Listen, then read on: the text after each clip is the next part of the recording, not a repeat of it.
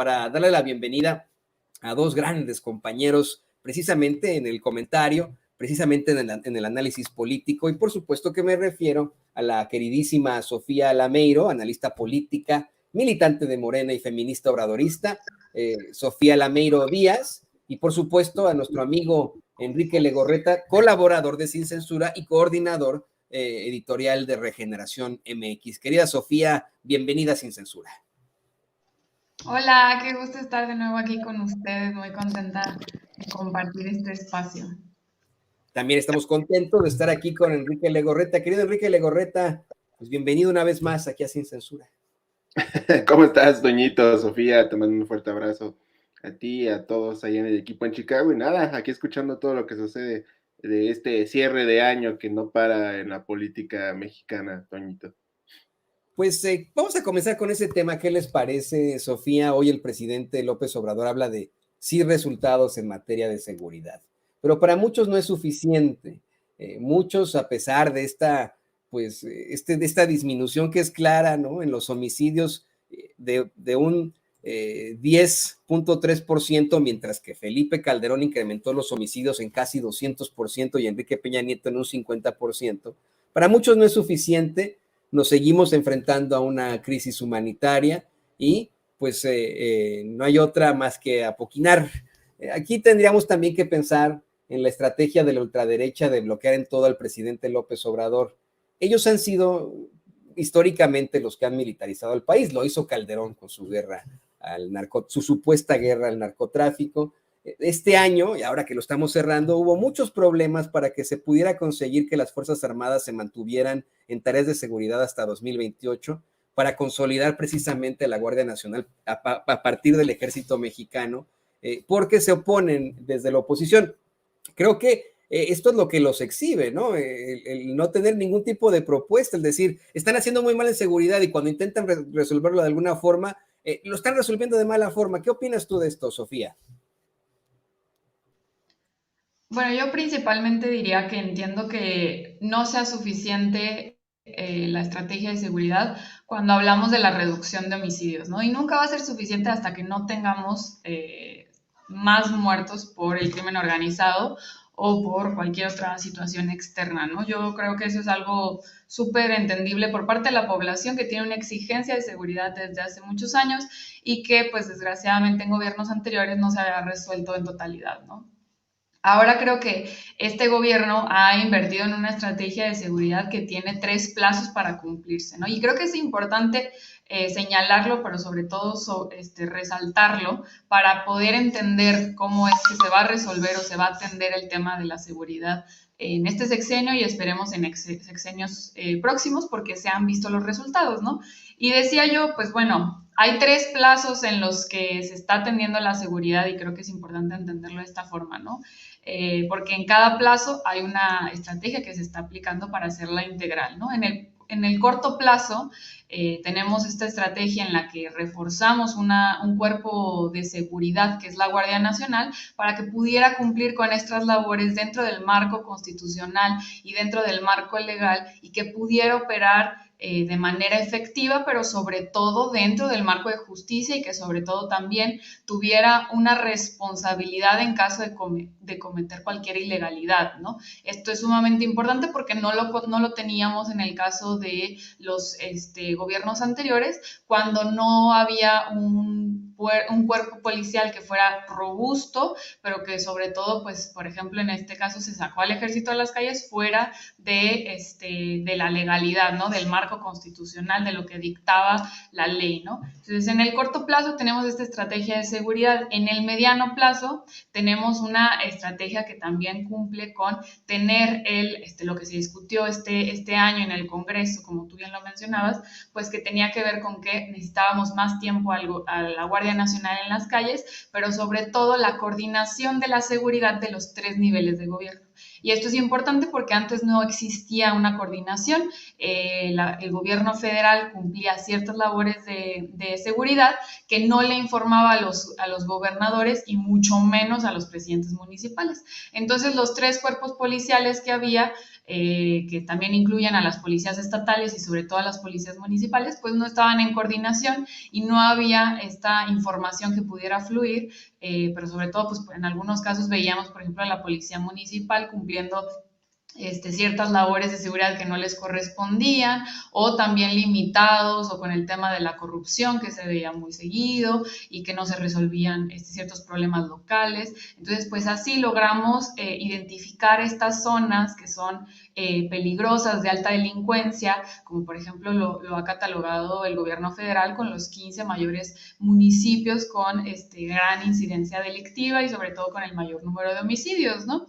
Entonces, pues así esta coordinación nos ayuda a tener más información, pero sobre todo a que se puedan atender estos problemas y que se pueda dar como de manera más precisa atender el tema de la seguridad, ¿no? Y por último, que es el tema de la estrategia a largo plazo, es el tema de el bienestar de la población, ¿no? Hay un tema importantísimo en el por qué el narco empezó a ganar tanto espacio, ¿no? Y no es solamente que hubiera un desastre en la estrategia de seguridad, no es solamente que se abrieran los frentes, que se descontrolara, sino que también en términos económicos el narco, pues además de ser una actividad ilícita con mucha prominencia en el país, pues empezó a ganar espacios entre la población. ¿Por qué? Pues porque le daba trabajo a la gente y eso era algo pues preocupante porque no tenía la gente común y corriente opciones de un trabajo digno o de un salario que les pudiera completar con lo básico para vivir, y el narco se convertía en una opción para poder trabajar, ¿no? Entonces, atender ese tema con las estrategias de bienestar también ayuda en el largo plazo para que no sea una opción el narco para los jóvenes que se les quitaron un montón de oportunidades, se nos quitaron un montón de oportunidades para poder sobrevivir y poder tener un salario digno. Entonces, no solamente es el aumento del salario digno, sino también, por ejemplo, los programas de las becas Benito Juárez, el tema también de las pensiones a los adultos mayores también se refleja en los jóvenes, pues porque no tienen tienen ahí apoyo para sus abuelos, para sus padres, para pues elemento familiar que tiene un apoyo también pues para subsistir, ¿no? También el tema de jóvenes construyendo el futuro, pues ayuda a una amplia población de jóvenes que habían sido olvidados y que no se les habían dado opciones, ¿no? Y en eso creo que se amplía todavía la inversión de bienestar para los jóvenes, para la población, para que en el largo plazo también se considere que no solamente es el tema de seguridad, no solamente es la Guardia Nacional, sino también mejorar la vida de la gente, pues en un futuro, esperamos más pronto que tarde, pues empiece ya a verse los cambios, que ya los estamos viendo como lo hemos visto con las cifras, ¿no? Sin duda, yo insisto, claro que el presidente no se va a sentir completamente satisfecho de que podamos tener el país en paz que deseamos, pero sí es significativo y creo que es una muestra de que la estrategia de seguridad está rindiendo frutos cuando vemos esta reducción, que sin duda puede ser menor para algunos, para la población que lo siente y lo vive, pero es importante considerando, pues si vemos las cifras de cuánto lo aumentaron los otros presidentes, ¿no? Una reducción de esto es algo que nunca lo habíamos visto en mucho tiempo, ¿no? Y ahí está poniendo don David en pantalla, ahí está esta pues gráfica muy interesante que exhibe cómo es que se explotó estas cifras, se incrementó esta cifra de manera terrible, precisamente en tiempos de Felipe Calderón, en un 192.8%. Y esto pues viene a colación de un gobierno que provocó desigualdad, así se ha planteado aquí y allá. Y es un concepto de lo más básico en la sociología, que la inseguridad, la delincuencia es generada por nuestras faltas como sociedad, por esa desigualdad que existe. Eso es un concepto básico que no le gusta a la ultraderecha aceptar, ni a la derecha en lo general, ¿no? Esa sí es la realidad. Y le pido al equipo que nos grabe, porque, querido Enrique, además del argumento que tan utilizado por parte de la derecha, del conservadurismo, sobre, para poder enfrentarse a López Obrador, el argumento al hablar de inseguridad, se dice una y otra vez, es que López Obrador en sus mañaneras lo único que hace es que echarle la culpa al pasado, ¿no? López Obrador solamente le echa la culpa de todo a los neoliberales, de todo tiene la culpa Calderón y Salinas de Gortari y etcétera. Yo, si me lo preguntan, me parece que es importante que se señale de dónde viene todo esto, pero quiero insistir contigo en esta realidad. Si bien es cierto, no es la culpa del presidente López Obrador, de su gobierno, esta crisis humanitaria a la que nos enfrentamos, sí es su responsabilidad. Y considero que a pesar de que la cifra no es la que esperábamos los mexicanos, es verdaderamente llamativo, es muy loable. A ver si nos puede poner la gráfica, don David, que luego de que Calderón incrementara los homicidios en casi 200%, Peña en casi 60%, hoy podemos hablar de que primero se estabilizó y luego bajó a un menos 10.3%, es decir, se redujo en un 10.3%, eso es muy loable. No sé qué opinas tú, querido Enrique. Pues mira, ahí la gráfica, Toñito, lo deja muy en claro, ¿no? Son más del 200, de 2007 a 2018, la violencia y la delincuencia se incrementó en más del 260% de lo que se venía arrastrando hasta 2006.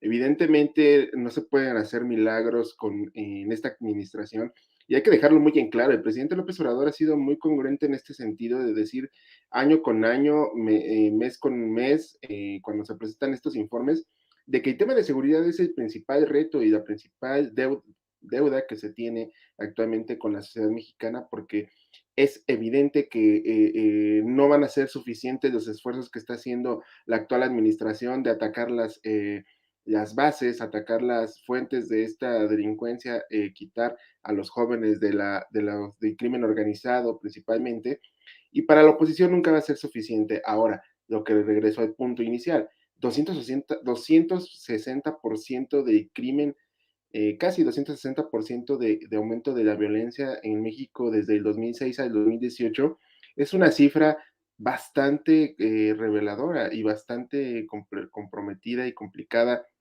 de atender en menos de 6 años. Evidentemente, el presidente va a dejar las bases para que poco a poco y paulatinamente se vaya dando esta disminución, y el simple hecho de que se haya reducido un 10% de la última cifra que dejó Peña Nieto, pues es evidente es un logro actual, porque se ha tenido que combatir no solamente el crimen, sino también temas sociales, temas de rezago social que hemos tenido por muchos años, atraso, diferentes olvidos que los gobiernos neoliberales dejaron como su prioridad en último lugar, y que al día de hoy pues está rebotando toda esta situación. Es evidente que nadie va a estar a gusto con la situación que se vive actualmente, y es normal, y es parte de nuestro día a día, y que se debe de seguir atendiendo. Ahora, ¿por qué se menciona siempre el pasado? Pues porque ellos fueron los culpables, y hay que decirlo, y hay que hablarlo congruentemente y con lo como es. Ellos fueron los responsables de que estemos como estemos en cuanto a temas de seguridad, y el próximo mes de enero vamos a saber más cosas, o eso esperamos tener, ¿no? El próximo mes de enero va el principal generador de violencia de este país, como ahora se le llama a los criminales, pues es García Luna. Genaro García Luna es el principal responsable de la situación que hemos padecido durante 2007 a 2012, y que por mucho tiempo se le permitió hacer lo que él quisiera. Ahora tenemos enfrente esta oportunidad de conocer qué más y quiénes más están involucrados en este tema de la seguridad y qué tanto deterioro dejó al país. Evidentemente el presidente López Obrador no es tonto y es congruente con lo que siempre ha manejado, de que si no hay seguridad y si no hay tranquilidad social, la cuarta transformación no va a avanzar, pero tampoco seamos malagradecidos o en este sentido faltos de reconocimiento al actual actuar del gobierno, porque evidentemente esta reducción del 10% del índice de inseguridad, pues no es algo fácil de lograr, que ni siquiera Peña lo pudo hacer, y ahí están las pruebas, ¿no? Más del 200, casi más del 260% de violencia se han registrado en los últimos años, y que hoy se tenga números verdes de cierta forma, pues es algo que da mucho de qué hablar y que se debe de mencionar.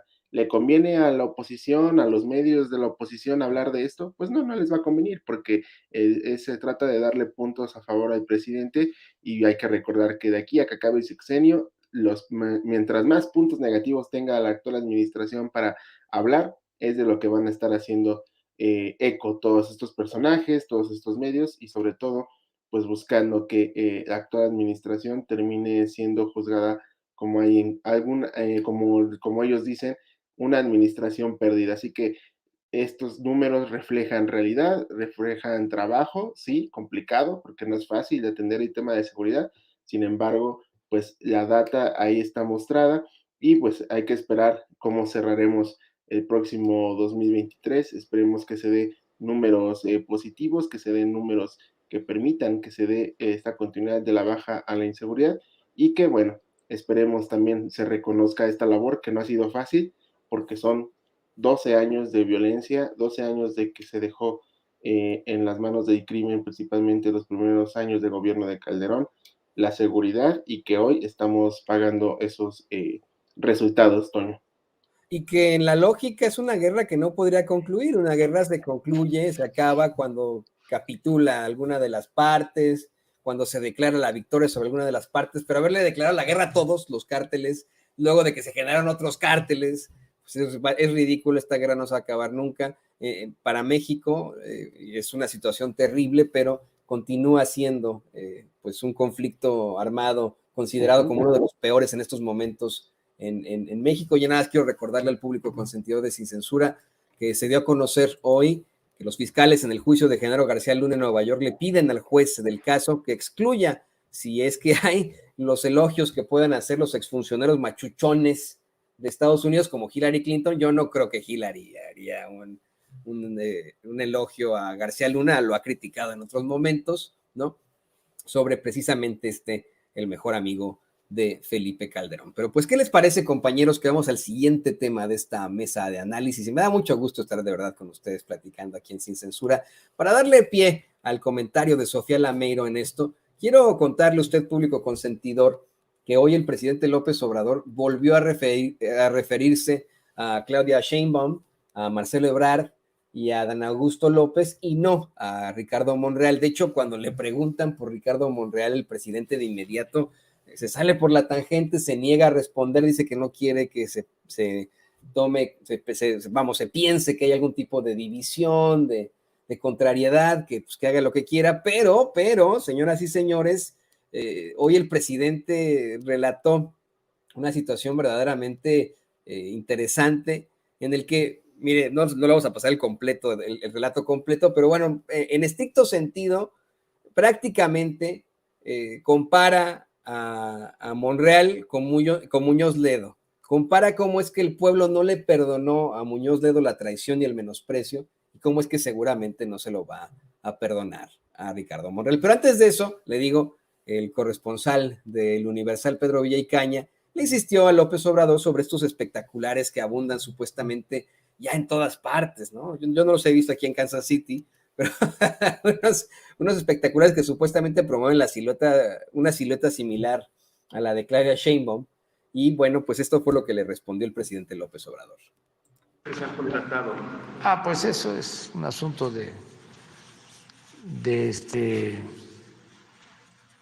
del movimiento, del partido. Lo ideal sería que todos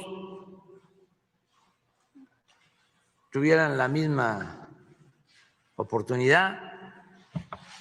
Yo sí puedo decirles que no tengo preferencia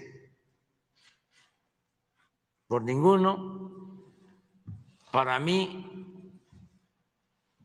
todos los que aspiran de nuestro movimiento son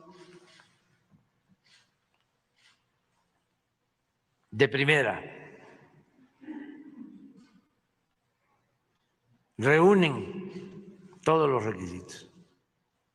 tienen un perfil excepcional. No solo son de los mejores servidores públicos, administradores, políticos de México, sino del mundo, para que dimensionemos lo que tenemos. De los mejores del mundo. Y vuelvo a repetir, no es fácil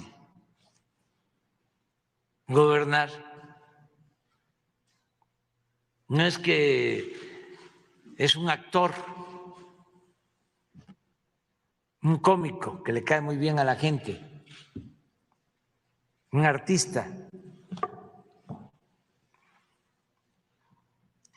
un millonario. No. La política es un oficio,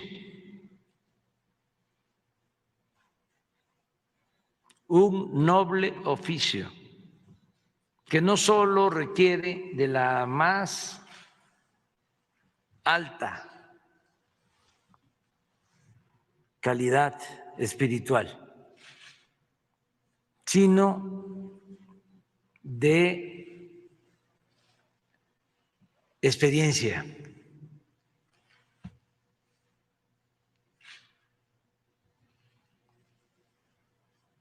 Y por eso estoy muy contento, muy contento, porque los que están son de verdad, de primera. Sería lamentable, ¿no?, que iniciado un proceso de transformación no tuviésemos opciones para garantizar la continuidad con cambio, que no tuviésemos relevo con las características que se requieren, que se necesitan. Entonces, Claudia, muy buena. Marcelo, muy bueno. Adán, muy bueno. Y todos los demás. Ahí se queda, Y ¿no? todos los... Es más, casi como en Los Simpson, ¿no? Dice, es todo, ¿no? Así de sencillo. Ese episodio muy interesante con... pero bueno, pues ¿tú qué opinas, Sofía? La verdad es que el presidente dice que no tiene preferencia por ninguno, pero sí aclara que Claudia, Marcelo y Adán Augusto no solo son de los mejores servidores públicos y administradores políticos de México y del mundo. Perdón que insista tanto con esto, pero tú, pues como persona cercana a la izquierda, ¿qué opinas sobre todavía el paso que tiene Ricardo Monreal? Más adelante en la conferencia de prensa mañanera, un reportero del Heraldo de México le plantearía al presidente López Obrador este mensaje de Año Nuevo que dio Monreal, en el que asegura que la situación está terrible en cuanto a en materia de inseguridad y que el crimen organizado se abre paso cada vez más, se hace de más territorios. El presidente se niega absolutamente a responder, a hablar sobre Ricardo Monreal, pero no haría falta en definitiva que se pueda hacer un planteamiento claro sobre su futuro. Ya deja tú el partido, ¿no? Al hablar de las izquierdas. Bueno, yo considero que es muy bueno que dentro de nuestro movimiento tengamos 3 y más posibles presidenciables, ¿no? Eso es fantástico. Pero también me parece que es muy interesante que incluso dentro de nuestro propio movimiento tengamos a la propia oposición del proyecto de transformación, ¿no? Porque al final del día, y esto creo que es una de las cosas más importantes que podemos observar no solamente de estos 4 años de gobierno con el presidente Andrés Manuel, sino de los que viene del futuro, es que el proyecto de nación que se ha presentado para transformar México es un proyecto que una amplia mayoría de la población mexicana está de acuerdo con, ¿no? Y esto es independientemente de quién esté en el poder o si hay algunas cosas con las que coinciden o no. Y esto tiene sentido pues porque al final Morena, el proyecto de transformación, sigue teniendo esta amplia, pues, preferencia por la población y que votarían por Morena independientemente del candidato. Y esto creo que sí es muy relevante porque significa que nuestras opciones, nuestras 3 opciones como presidenciables, sí tienen una aceptación por parte de la población para llevar a cabo este proyecto de transformación. Ya después veremos quién tiene más, quién tiene menos, con las encuestas que esperemos que se lleven a cabo para el próximo año, pero sí es muy bueno ver que pues es innegable que el proyecto de transformación que se ha propuesto desde poco antes del 2018 es uno que desea un amplio sector de la población mexicana y que además pues está dentro de nuestro propio movimiento, tenemos estos opositores, porque realmente la oposición representa a un sector, pues ni siquiera que yo creo que representan a ese sector que se opone al gobierno actual, ¿no? Creo que no han podido canalizar ni escuchar las necesidades ni las preocupaciones que tiene ese otro sector que no coincide con el proyecto de nación, ¿no? Que son realmente nada más meras diferencias políticas ideológicas sobre lo que se quiere o lo que se espera del gobierno, pero sin duda creo que pues los resultados que ha dado este gobierno pues son innegables y a pesar de todo pues vamos a ver un proceso interesante, ¿no? Pero sí creo que el tema de Ricardo Monreal pues solamente le agrega un poco de jiribilla a los presidenciables. Creo que pues también él debe de ser mucho más claro respecto a lo que quiere, espera y va a realizar el próximo año y en el 24, pero pues bueno, por el momento creo que al final la disputa de la carrera presidencial para el 2024 pues se está definiendo entre nuestros 3 principales perfiles, ¿no? Sí, eso es más que claro. Se ha hablado también de Gerardo Fernández Noroña, de cómo es que muchas veces no lo mencionan, no se tiene que mencionar a todos, pero pues en estricto sentido, los 3 presidenciables de Morena, como bien dice Sofía Lameiro, son Claudia Sheinbaum, Adán Augusto López y Marcelo Ebrard. Esa es la realidad. Y recordarle también al público consentidor de Sin Censura una serie de gráficas que se han dado a conocer esta semana, gráficas y encuestas en las que se ve cómo ha ido ganando terreno a Adán Augusto López en las preferencias de la gente y cómo ya supuestamente ha sobrepasado a Marcelo Ebrard. Claro, aclarándole a usted que nos ve, que nos escucha, que las encuestas no ganan elecciones. Eso es algo pues que puede plantear una empresa demoscópica y ahí se acabó, pero hay que pensarlo en esos 3. La realidad es que también se plantea, y con eso le pido al equipo que nos grabe, se plantea también, querido Enrique Legorreta, que pues mal que bien el hecho de tener ahí a Monreal provoca que no se lleve los votos, ¿no? Que no se lleve los votos a su casa, que no se los lleve a otro partido, a la oposición, pensando, por supuesto, que esa oposición tiene una cantidad ilimitada de candidatos, que hasta piensan que Lili Telles puede ser candidata, hazme el favor, ¿no? Lo más interesante también de esto es que, pues, de todas formas, pues el presidente, mal que bien, sí compara a Monreal con Muñoz Ledo. Cuenta de aquella vez en la que Muñoz Ledo a huevo quería ser, disculpen la palabrota, pero a huevo quería ser candidato a la presidencia, quedó el ingeniero Cuauhtémoc Cárdenas, y este cuate enojado se fue como candidato de un partido que nada más nos quitó dinero a los mexicanos, llamado Partido Auténtico de la Revolución Mexicana, y al fin y al cabo, cuando se dio cuenta que iba a ganar Fox, se unió a la campaña de Fox, pero esto nunca se lo perdonó el pueblo. Hoy, en una clara referencia con Monreal, cuenta esta historia. No sé qué opines tú, mi querido Enrique.